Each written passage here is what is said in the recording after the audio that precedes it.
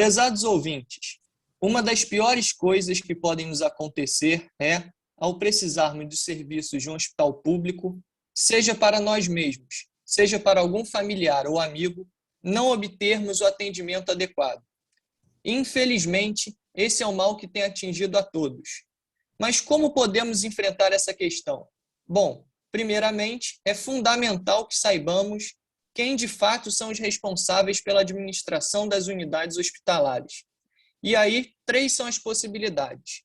Se a unidade for federal, a responsabilidade é do governo federal, através do Ministério da Saúde. Se a unidade for estadual, a responsabilidade é do governo do estado, através da Secretaria Estadual de Saúde. Se a unidade for municipal, a responsabilidade é da prefeitura, através da Secretaria Municipal de Saúde. Mas e o parlamento? Como que pode ajudar? Bom, os parlamentares podem ajudar com leis e ações que, dentro das suas prerrogativas, possam melhorar a qualidade do sistema. No programa de hoje, o deputado Luiz Paulo conversará conosco sobre algumas iniciativas suas que produzem efeitos diretos no tripé gestão, combate à corrupção e valorização dos servidores da saúde.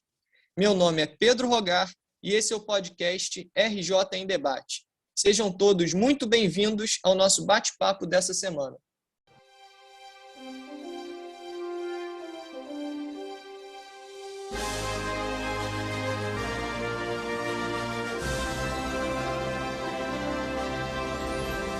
Bom dia, deputado Luiz Paulo. Tudo bem com o senhor? Bom dia, Pedro. Mais uma vez aí, vamos enfrentar uma semana que chega com um feriado, pontos facultativos, com carnaval, desfile de escola de samba, de carnaval, né? Com a festa de Tiradentes, com o dia de São Jorge. Então, uma semana muito movimentada, quer seja sobre os aspectos culturais, quer seja sobre os aspectos religiosos. Com certeza, deputado. E uma coisa que o nosso ouvinte não tem dúvida é que o seu mandato vai seguir, como sempre, mesmo com uma semana mais curta, mas vai seguir produzindo muito, né? Deputado, vamos lá. O senhor foi um dos principais articuladores da aprovação do plano de cargos e salários dos servidores estaduais.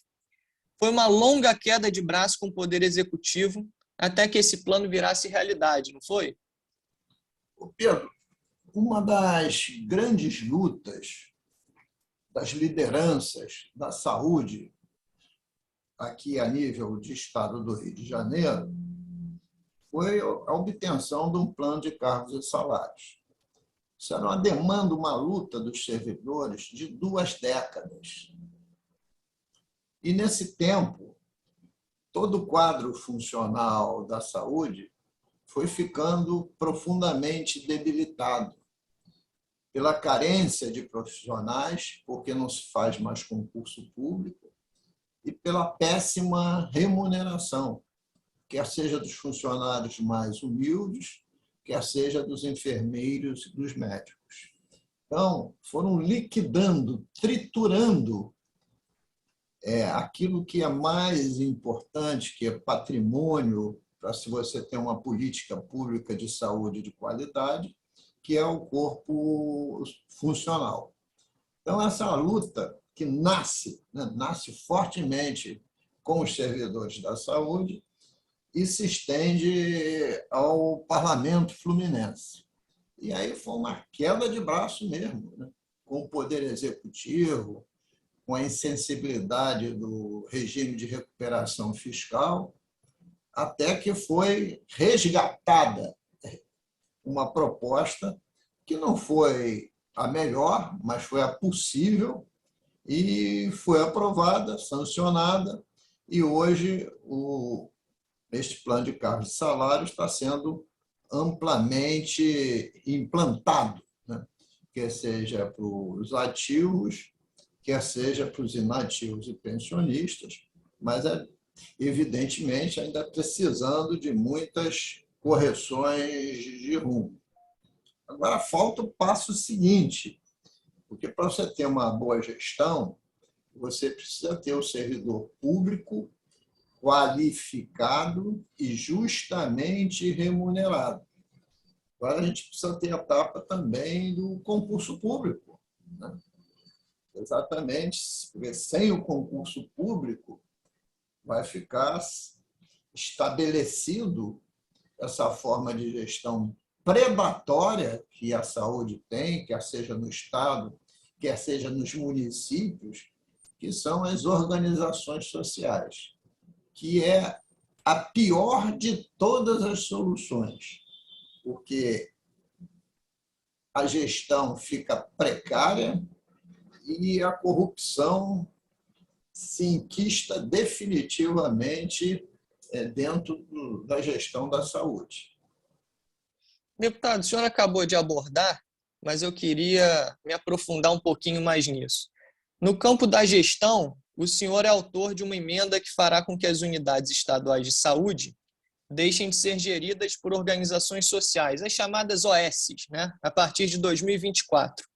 Por que o senhor entende que esse modelo de gestão não nos serve e deve ser substituído? Ô Pedro, é a observação do mundo real. Se você perguntar assim, desde que se implantou o sistema de organizações sociais, que foi lá no primeiro governo Cabral, no Estado, a prestação do serviço público de saúde para a população melhorou? A minha resposta é não. Melhorou nos municípios? A minha resposta é não.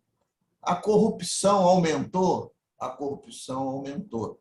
Tanto é verdade que aqui no estado do Rio de Janeiro, este foi um dos fatores, a corrupção na saúde, que levou o impeachment do governador Wilson Witzel. Aliás, dos quais eu fui, junto com a deputada Lucinha, autor do pedido. E o enfoque central, né, estávamos em período pandêmico, foi a corrupção na saúde. E corrupção na saúde, sob qualquer hipótese, mas principalmente na pandemia, tem que ser visto como crime hediondo, né? Ora, então, no bojo dessa discussão, o que nós imaginamos? Vamos conquistar o plano de cargos e salários, se abre concurso público e, em seguida, se proíbe a gestão na saúde por organizações sociais. Implantou-se o plano de cargos e salários, né, em processo de continuidade. Aprovamos a lei para não ter mais OS em 2024 e vamos continuar a luta para que agora, em 2022 e 2023, se façam os concursos públicos. Então, houve, né, como fosse um cronograma para a gente sair do desastre total que nós estamos vivendo, para ingressarmos num tempo um pouquinho melhor que possa se prestar um serviço público de saúde com alguma qualidade à nossa população. Porque aí cabe, Pedro, fazer um registro, né, do que é o SUS, Serviço Único de Saúde. O que é o SUS? O SUS tem 3 instâncias de poder: a União, os estados do Brasil e os municípios brasileiros.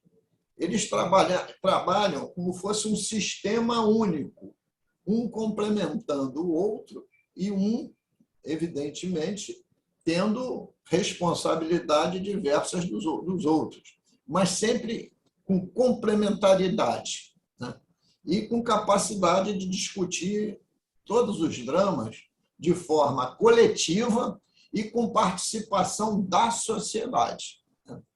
O Sistema Único de Saúde evidenciou-se como a única solução viável possível, né, nesse período pandêmico, na questão específica da vacinação.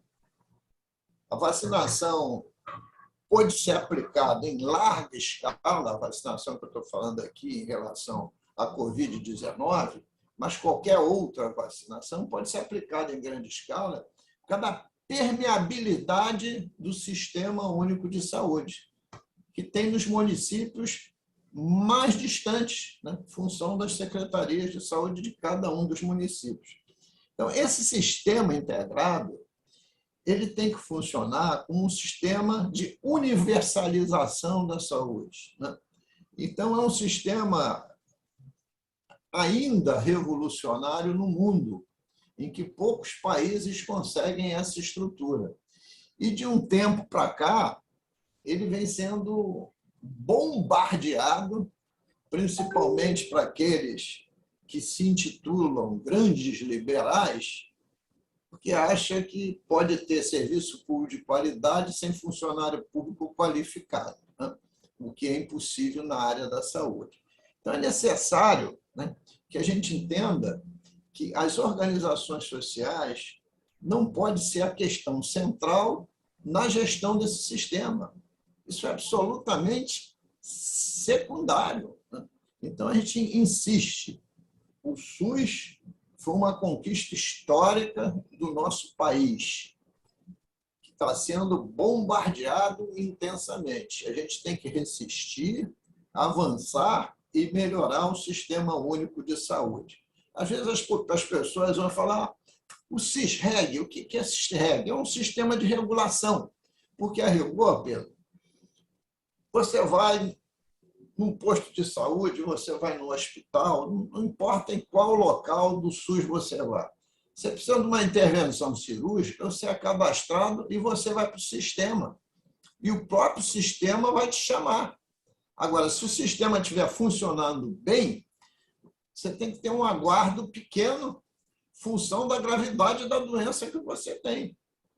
E o que acontece hoje? Quando se desmonta o sistema, com essa rede perversas de organizações sociais, o cidadão está inscrito no CISREG, no Sistema de Regulação, e, às vezes, 3 anos para fazer uma cirurgia, não fez. Imagine se for um câncer. A metástase já matou.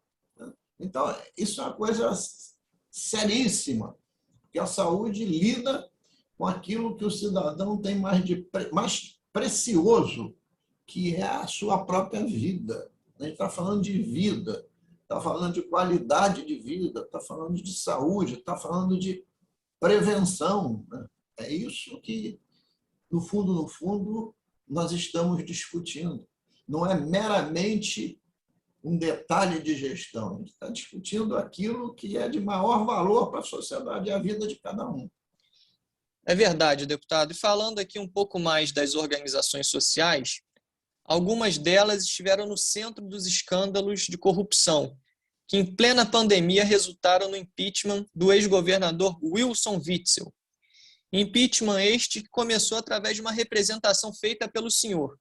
E aí eu deixo a pergunta aqui para o senhor. Assim como no caso da gestão que comentamos anteriormente, combater a corrupção na área da saúde é fundamental para a melhoria do serviço prestado à população, concorda? Claro que concordo, Pedro. Agora, para melhorar a gestão, ela deveria, em tese, né, ter um volume significativo de funcionários públicos concursados e habilitados para fazer essa gestão. E não como é hoje, onde os gestores centrais da Secretaria de Saúde, com apenas algumas exceções, são cargos comissionados, absolutamente descompromissados com o futuro do nosso Sistema Único de Saúde, né? Então, há que se primeiro pensar que temos que ter concurso público, ter remuneração digna e pessoas extremamente qualificadas, inclusive para treinar os que vierem depois, deixar legado, etc, etc. Então, dentro desse aspecto, vem também o combate à corrupção. A corrupção na saúde, ela tem duas grandes pernas. Uma é na aquisição de medicamentos e equipamentos, e a outra nas organizações sociais. Eu tenho, Pedro, uma luta de quase 2 décadas e eu confesso a você que até agora eu não consegui vencer no que diz respeito à compra de medicamentos. Você tem 3 tipos de medicamentos em mercado. Medicamento de marca, que é o mais caro de todos, quem vai à farmácia sabe disso. Tem o genérico, que pode, às vezes, dependendo do medicamento, ser 3 vezes mais barato que o de marca. E tem um medicamento que não vende na farmácia, chama-se medicamento hospitalar, que só vende grande quantidade. Só as unidades de saúde é que podem comprar. Ele só pode ser vendido em escala, você compra direto do laboratório. O medicamento hospitalar, em média, custa 9 vezes menos que o genérico. 9 vezes. E como é que você poderia organizar e fazer uma economia brutal no Estado e nos municípios? Para não falar na União também. Você ter um sistema de compra em grande quantidade de medicamentos, né? Sistema unificado que envolvesse o Estado e todos os municípios. Você faria somente umas 2 licitações por ano e você consegue saber que medicamentos são esses e que quantidade comprar, porque você tem a série histórica registrada do SUS de todos esses medicamentos, quer seja para combate, para estabilização da pressão arterial, quer seja para o controle das diabetes. Então, o SUS tem esses medicamentos todos catalogados e os consumos dos mesmos. Ora, se você concentrasse isso em 2 compras anuais programadas, o preço desabava. E você não precisa estar estocando isso. Você programa a entrega nos locais que precisam receber e em que proporção a cada mês do ano, para em vez de ficar tudo estocado num grande depósito. Isso na saúde chama-se a dispensação. Como é que você entrega? Essa luta é de 20 anos, a gente não consegue vencer, porque precisa sempre ter um intermediário, a compra emergencial e os preços disparam. Essa é uma vertente da corrupção, como existe também na compra de implementos da saúde e de equipamentos. Nós já vimos, né, um filme, e que se foi vistoriar o galpão da Secretaria de Saúde, né, e tinha lá stents, que é um dispositivo para você desobstruir veias cardíacas, né, que custa mais de 15 mil reais, com uma vida útil vencida. Então, esse é um viés da corrupção. Se você não melhora essa gestão, continua a persistir. E o outro viés, evidentemente, é a organização social, que é um descontrole só. A organização social diz que tem que ter X médicos, X enfermeira. Quem fiscaliza isso? Ninguém. Diz que comprou X de medicamento pelo preço tal. Quem verifica isso? Ninguém. Uma vez eu chamei para uma reunião alguns auditores da saúde que deviam controlar isso. Eram pouquíssimos e, evidentemente, não estavam preparados para tal embate. Então, essa reorganização é fundamental para combater a corrupção e para prestar o melhor serviço público. E uma das palavras da gestão eficiente e eficaz é ter gente qualificada. E eu volto a dizer, quais são os 3 grandes serviços públicos que o Estado do Rio de Janeiro e todas as unidades da federação têm que dar para a população? Segurança pública, educação e saúde. Esses são os 3 grandes serviços. A gente olha o Estado do Rio de Janeiro. A segurança pública vai bem? Vai muito mal. A cada dia, a gente constata que o horror toma conta de nós, a partir até que 50% do território da cidade do Rio de Janeiro está dominado pelo narco ou pela milícia, ou os dois conjugados. 12 estações ferroviárias controladas, né, pelo narco ou pela milícia. Esse é o exemplo da segurança. A educação vai bem? Também não vai. Também não vai bem. Esse período pandêmico ainda desarticulou mais o sistema educacional que já vinha tropeçando. E a saúde? Uma calamidade. Ora, se o Estado está fracassando nas suas 3 principais funções, é hora dele focar nessas 3 principais funções: educação, saúde e segurança pública. Lá atrás, há uma década atrás, quando a gente somava os gastos públicos nessas 3 áreas, a segurança pública já gastava mais do que a educação e a saúde juntos, o que é uma inversão total dos investimentos. Isso prova o quê? Total falta de capacidade de gestão. Então, a gente tem que rever isso tudo, porque tem uma coisa muito grave, Pedro, que nós estamos vivendo. Uma coisa muito grave. Os gestores chegam, principalmente governadores, prefeitos, com exceções, sem nenhuma experiência de gestão, sem nenhum aprofundamento de leituras, estudos e debates, e acho que vão aplicar técnicas antigas no mundo que o contrato social está rompido e vai precisar de se avançar muito nessas áreas, inclusive com inovações. E isso está levando a um impasse político-social imenso que a gente está vendo acontecer, que se agrava agora mais ainda com a invasão da Rússia à Ucrânia, que desestabiliza todo o sistema econômico mundial. As inflações sobem assustadoramente, mas, principalmente, no século XXI, rompe todos os limites possíveis de direitos humanos.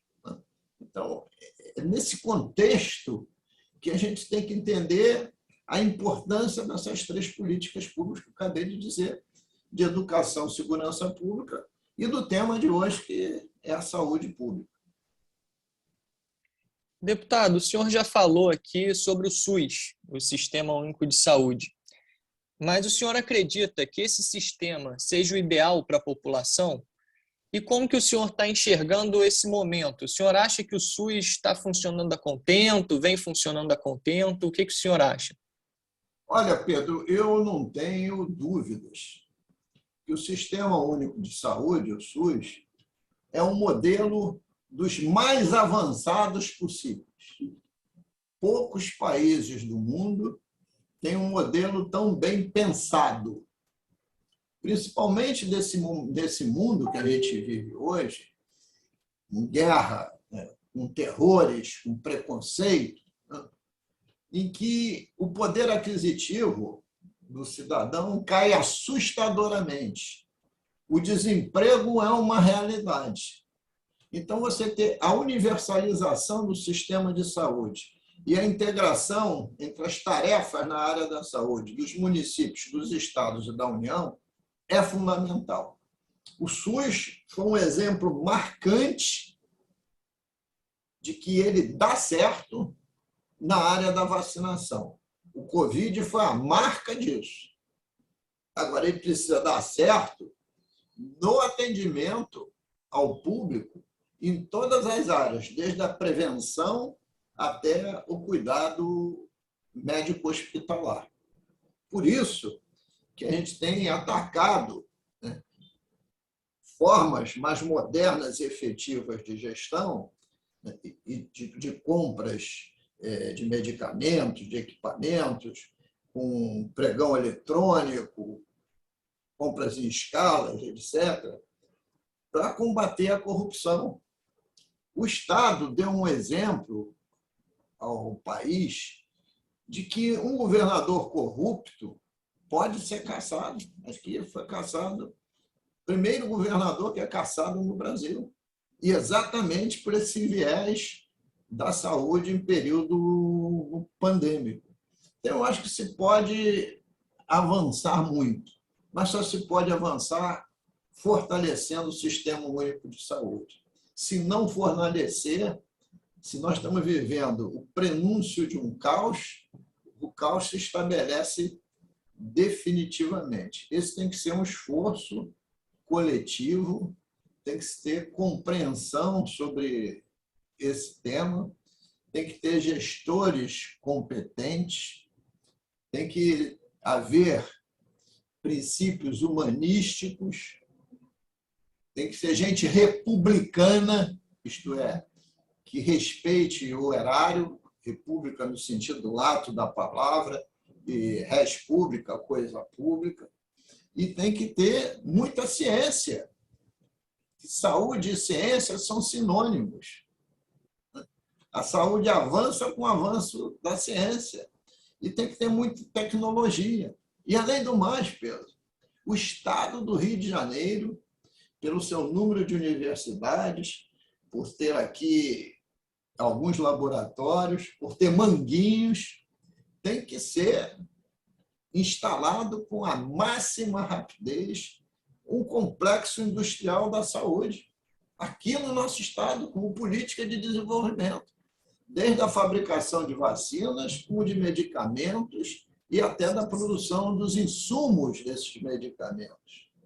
Porque 90% ou mais de todos os insumos e apetrechos, equipamentos, etc., que se aplica na saúde aqui no Rio de Janeiro, é produzido em outras unidades federativas. Até a saúde pública tem que ser um marco de uma política estratégica de desenvolvimento econômico e social do Estado.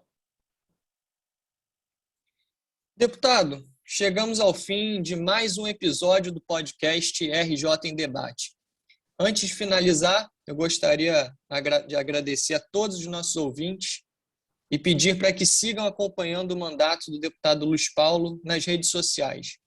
Vamos agora ao quadro Bola Dentro e Bola Fora, com os pontos positivos e negativos da semana, na visão do deputado Luiz Paulo.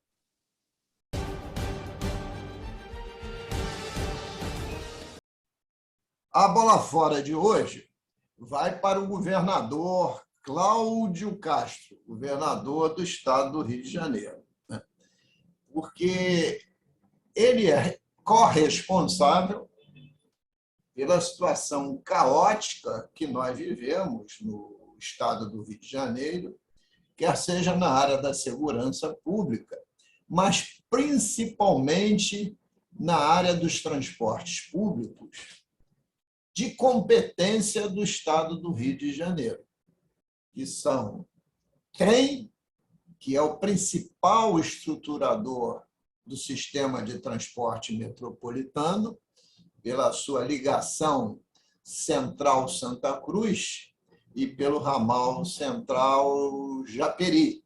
Estrutura o sistema de transporte é o trem. Mas também é o Estado responsável pelas barcas e sistema de falência, que ainda funciona precariamente em sistema de medida liminar, e o sistema ônibus intermunicipal e também o metrô. Mas eu queria destacar a bola fora exatamente na questão específica dos nossos trens metropolitanos, sobre a gestão da Supervia. CPI dos trens, presidida pela deputada Lucinha, do qual eu faço parte, tem trabalhado intensamente nessa questão do diagnóstico e proposta de soluções para a tarifa não sair de R$ 5 para R$ 7 e para o sistema funcionar a contento, que vem perdendo passageiro dia a dia, pela precariedade do serviço prestado. E aí foi me valer, né, que de todas as estações que temos, né, importantíssima para os passageiros, 12 estão sob o controle da narcomilícia.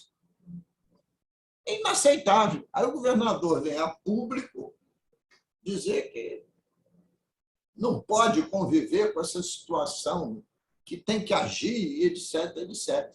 Olha, quem nomeia secretários incompetentes é o governador.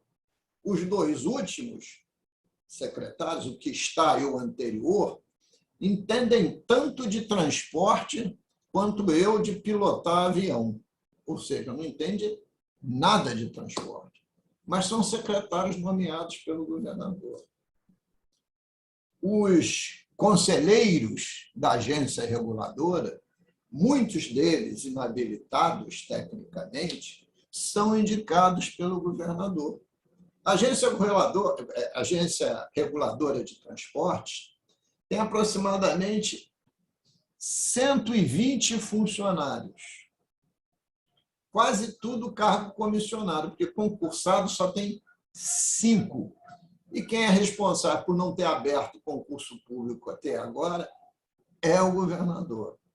A Supervia vem prestando um serviço público de péssima qualidade desde que o governador está aí, e só agora que ele descobriu. Toda semana os 3 param por roubo de cabo. E quem tem que coibir o roubo de cabo é a Supervia e as secretarias da área de segurança pública, a civil e a militar. E quem é o responsável por isso? É o governador. Olha, então, em última análise, a bola fora é, de fato, para o governador, que é ineficiente, omisso, ineficaz. E, de vez em quando, descobre alguma coisa porque a sua batata começa a assar. Aí ele vem a público para fazer um depoimento, propor alguma ação, achando que, com o tempo, tudo vai ser esquecido.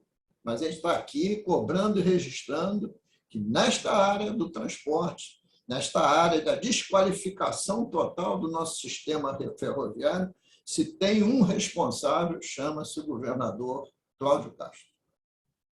A bola dentro de hoje, né? Primeiro, para enaltecermos a semana que passou, que foi muito importante, né? Porque foi a semana da Páscoa, a vivência daquilo que simboliza a Sexta-feira Santa e o Domingo de Páscoa, que é a morte e a ressurreição do Cristo. E isto é uma reflexão muito importante, porque o grande legado que o cristianismo nos ofertou foi o perdão, a solidariedade e o amor no sentido do respeito, da dignidade, de considerar o outro dentro da sua própria vida.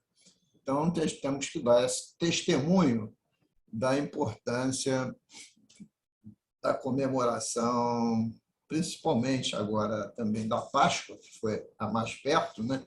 A gente está no ar aqui segunda-feira e o domingo foi ontem, né? Mas, ao mesmo tempo, reafirmar que na semana que nós estamos iniciando é uma semana muito interessante, né? Função das manifestações sociais, culturais e religiosas que vão ocorrer nos próximos dias. Nós teremos, no dia 21 de abril, a comemoração de Tiradentes, feriado nacional, em homenagem àquele que foi considerado o mártir da Inconfidência Mineira, aquele que lutou, né, para que o ouro do Brasil não fosse para Portugal, né, aquele que foi contra a lei dos quintos, né, isto é, tudo que a gente produzia de ouro, 20% ia para a coroa portuguesa. foi intitulada à época até Lei dos Quintos dos Infernos. Então, a nova república que se instalou após o Império, após Dom Pedro II, buscou entre os brasileiros da época um que tivesse essa característica de mártir, de herói, né, para ser consagrada a vida da nova república que se instalava.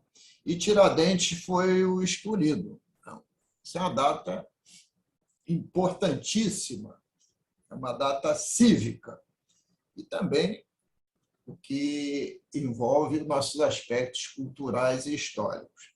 No dia 23 de abril é dia de São Jorge, né? São Jorge, que tem um aspecto cultural imenso no nosso estado, né? É ponto facultativo, inclusive, aqui no estado do Rio de Janeiro, e culturalmente tem missas de São Jorge em diversas igrejas.